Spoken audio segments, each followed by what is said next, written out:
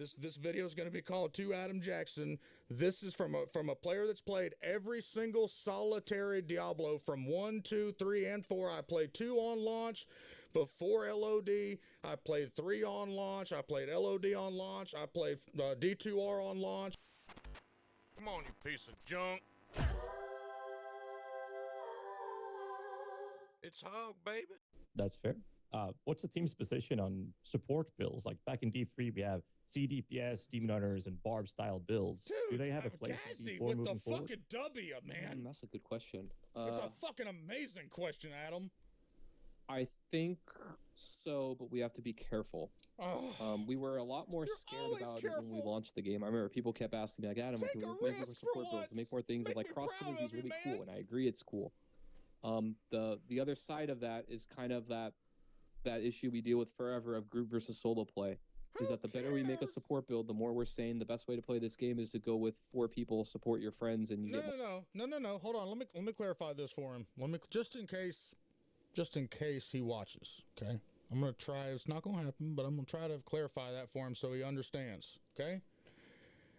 The reason you needed a support build was when you were chasing leaderboards for 150s. Okay, that's why you needed a support build.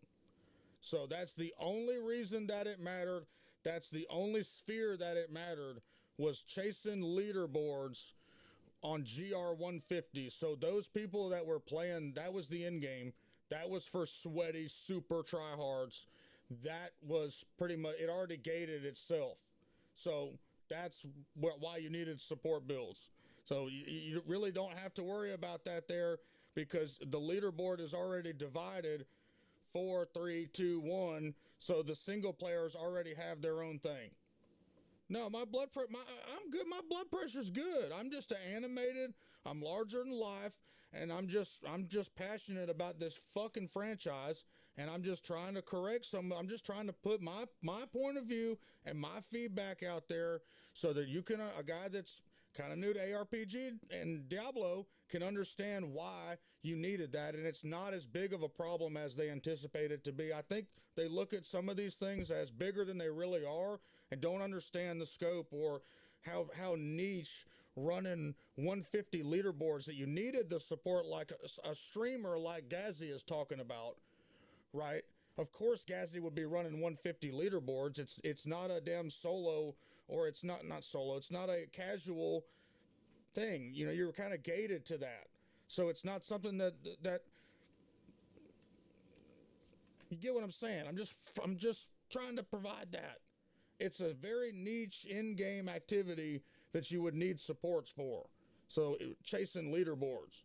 So it doesn't need to affect the whole game. It really wouldn't matter. Multiplicative, massively increased amounts of output, right? So, or even community making it legendary. Oh, how scared am I of that? Or unique? I don't know. Probably, but we can find a way to balance it. I don't know. I think it'd be cool. Don't be scared. I think it'd be neat. Yeah, look, I'm on board. Look, here's the whole thing. Here's the thing. Look, here's some more Hawg advice, and it's usually not very good. Don't be scared. We want you to break the game. Who cares? It's already been broken a few times with the Shakos raining. Like, the shit breaks in PoE all the time. Like, PoE is currently fucking broken. Like, and a lot of people are gonna be mad that I said that, but there's still 6-link shields. There's other things. Like, it's really not that big a deal. Like, it's kind of fun at the same time. Who cares? Do something. Try something different. Break something. Who cares in the overall long run? Because everyone's just going to come back and play. I mean, let's just be real. Your player base is going to come back even if you break it, because we see that in PoE. We see it in every game that has a loyal fan base or a loyal play. Just break it. I mean, it's fun, man. Don't be afraid of shit. You got to take risks, my man. Take a risk. It's a gaming community. It's a bunch of neckbeards. You know, you come up with a shirt trolling everybody. It's a bunch of loud asses like me. Take a risk. Do something wild. It's cool, man. It's a video game. Do something somebody hadn't done before. Let's fucking try it out. I'm going to throw you a quick one with something that's close to my heart, and that's map overlay. And before you say immersion, I'd like to say that a lot of people will say, let us play the game we want to. What's the thoughts on map overlay moving forward? Immersion. this is personal Adam thoughts, not company thoughts, because everybody has different opinions, I think, and we've talked about map overlay internally quite a bit. I think map overlay, it's one of those where there's such obvious pros and cons, and I think different types of players really want to engage in different ways. I personally am not completely against a map overlay being in the game, but I understand why there are people that feel strongly that, you know, we really don't want to try and make a game where you're looking at your map the whole time and not all of this beautiful world and art and things that we've created to try and immerse the player, and then they're so into the systems and the efficiency game that we pull them out of it. And I think it kind of goes back to kind of what you said of like, you know, ARPGs, we really want you to, we know it's an efficiency game, but we don't want it to feel that exposed all the time that you must feel pressured to do things perfectly all the time. Fair. And a map overlay. Okay, so real quick, let me just interject real quick. Since we're talking about efficiency, please, for the love of God, in Diablo 3, when you were in a party, you could right-click, okay? You could pull down and it would say teleport to party member. You wouldn't have to hit T, go through your portal, go to town, go through your buddy's portal, and then be where he's at. And by the time you got there, you're 5 or 6 frames behind him because of the latency of server or whatever. So if you could just make it to where, you know, we could save that step and just right-click, teleport to party, that would be kick-ass. Pushes that pretty hard. So I see both sides. I think I'm a little bit personally in favor of just having it because people want it, but I understand it changes the game pretty fundamentally for a lot of people, and there's a pressure there now. It's kind of like DPS meters in many games too, I would equate it to. Like the moment you introduce that, you kind of can't go back, and you've changed how people interact with your game forever. No, just give us an option. Even if people want it, I see. No, I promise you it's not going to change the game, brother. I promise you it's not going to change the game. All it's going to do is increase your player retention. That's all it's going to do, because you're giving people an option. Again, the game was marketed as play your own way. So a lot of the dissatisfaction that people are feeling is we kind of feel gypped right there a little bit. So if you give us the options to play how we want to play, which is why we like playing Path to Exile, on Path to Exile, good art, 10-year-old game, but still good art, overlay, transparency sliders. You could just have a basic D2 style overlay. But again, it goes back to, I know you have a lot of new players. If they're not used to the overlay, then they don't, you could start it with default off and they never know about the overlay ever. But if you're a Diablo fan that's played the game for 20 years, you rely on that overlay. It is part of your Diablo experience. So to take that away from us and refuse to give us the option to turn it back on, whether a new player is completely clueless about an overlay, that's what's annoying. Is PoE, a lot of guys play with the overlay. My girlfriend's brand new to PoE. She doesn't like the overlay and wants it off because she's not conditioned to play with the overlay. So that's why Gazzy's asking you, look, we really need an overlay. You're talking to tryhards right now, and we really want to come back to the game. We really want to like this game.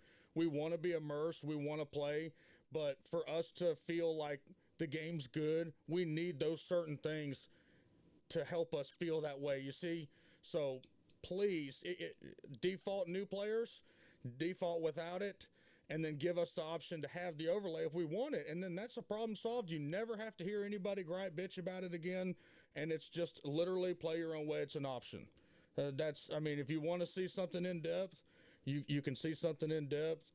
You give us the option to zoom in, and you gave us the option to zoom back out. You changed that. You added WASD because people wanted that.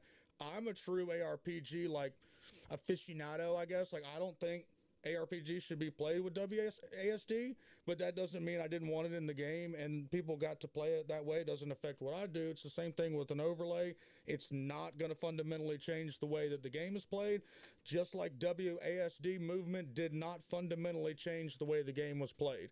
So again, take a risk. It's not going to hurt anything. It's been in the game for 20 years. It's a that's the biggest thing that I could say to y'all. Is I'm trying to be like just as sincere as I can about the things that's what's overlooked. Just for another guy. You didn't do an interview with me. This video is going to be called To Adam Jackson.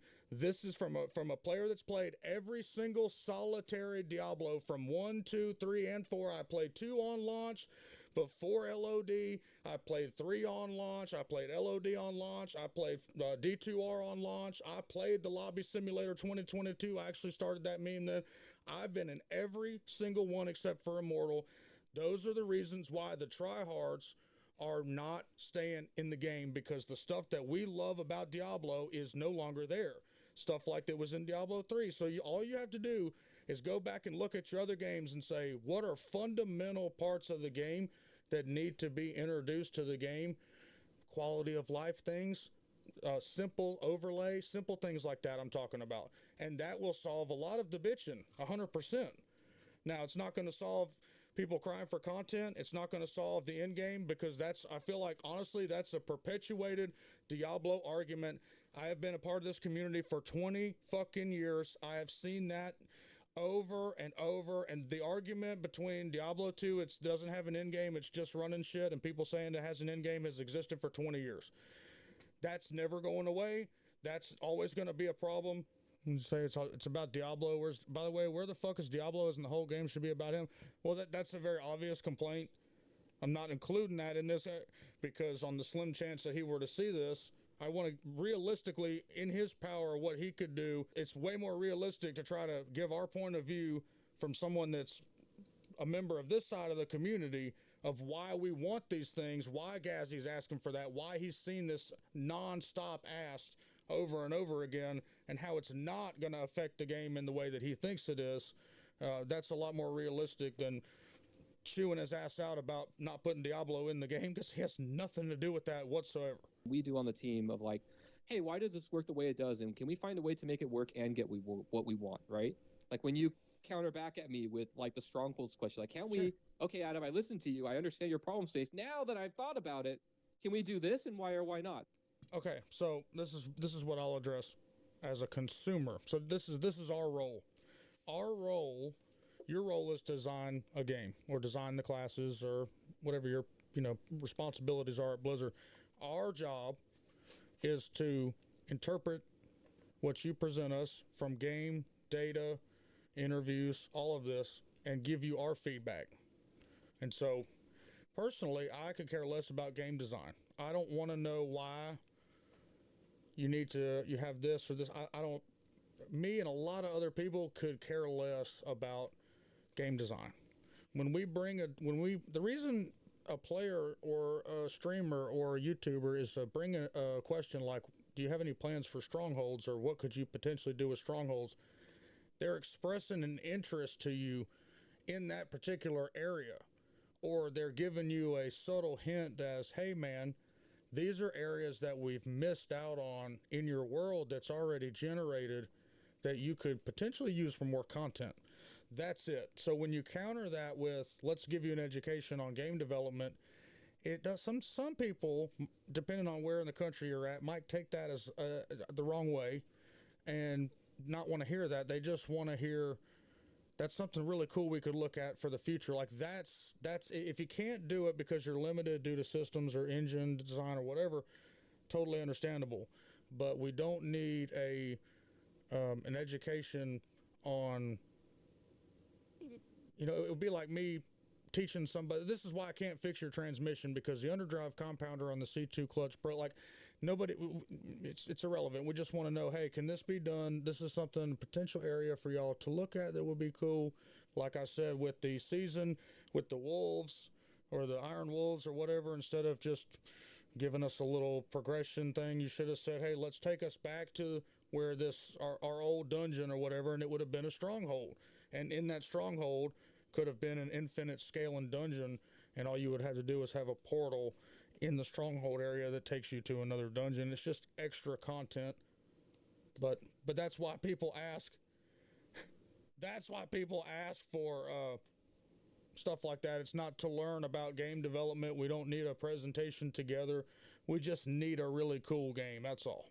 Like that to me is a better discussion and a better culture, a better world, really, if I want to get sappy, of like, be informed when talking about things and care about it and think about it and don't just blast like, hey, just do this, right? Yeah, I mean, I wouldn't want to be a game dev either. It's not like I would. Yeah, and I'm not saying everyone has to be a game dev. I just mean, like, if you care enough to really want to know, like, think about. So this is the last point I'm going to say. It comes to, you ask for feedback and we provide. That's what it comes down to. When you provide feedback, just process it, and it doesn't need to be. It feels bad. It feels to a person. I'm in the southern part of the United States. Obviously, it feels like you're being talked down to a little bit. I know it doesn't come off that way to a lot of people, but all we're trying to do is express interest in things that needed to be changed or things that could be included in other future seasons or whatever. It doesn't mean that it needs to be completely reworked. Again, it goes back to, I think sometimes when feedback is given, y'all think that you need to rework and reinvent the wheel. And the analogy I used the other day was, hey, can we change the valve stem on this rim to something different, like a green one instead of a black one? And sometimes we feel like Blizzard will say, okay, we're going to, in 10 months, we're going to redesign the entire rim so it doesn't need a tire or a valve stem at all, when the very simple fix would just be to replace the valve stem with a different color. So that's if we can kind of get away from that and get towards just fixing the simple things, and then I think things will be a lot better. Cool.